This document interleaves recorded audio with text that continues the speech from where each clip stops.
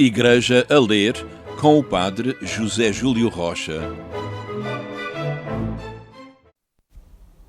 No dia em que iam matá-lo, Santiago Nazar levantou-se às 5:30 da manhã para esperar o barco em que chegava o bispo.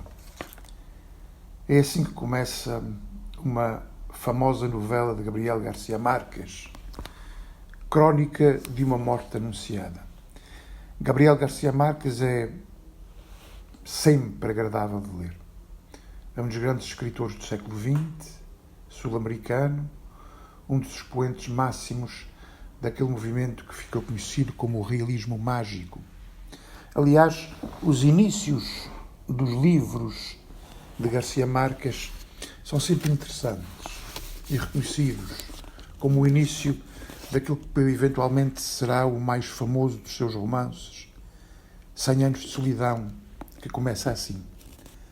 Muitos anos depois, diante do pelotão de fuzilamento, o coronel Aureliano Buendia havia de recordar aquela tarde remota em que o seu pai o levou a conhecer o gelo. Gabriel García Márquez, como disse há pouco, é dos grandes escritores da literatura mundial do século XX. E ele considerava esta pequena novela, Crónica de uma Morte Anunciada, como o seu romance mais perfeito. E tenho tendência a concordar com ele. Apesar dos outros grandes livros, 2 livros de grande fôlego, Os 100 anos de solidão a que me referi há pouco, e O amor nos tempos de cólera, o facto é que esta pequena obra da Dom Quixote é uma delícia de ler. A morte de Santiago Nazar, o protagonista desta novela, é uma morte estranha, vítima da denúncia falaciosa de uma mulher repudiada na noite de núpcias.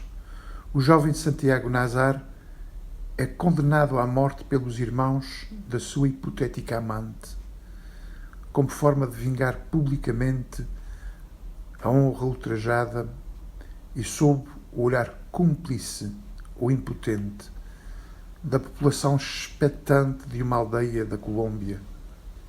É esta a história verídica que serve de base ao romance e que logo nas suas primeiras linhas é enunciada.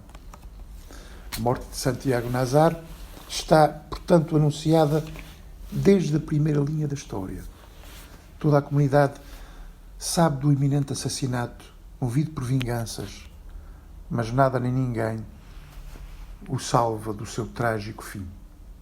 Fatalidade, destino, o absurdo da existência humana, o que explica a tragédia que se abateu sobre o protagonista desta crónica.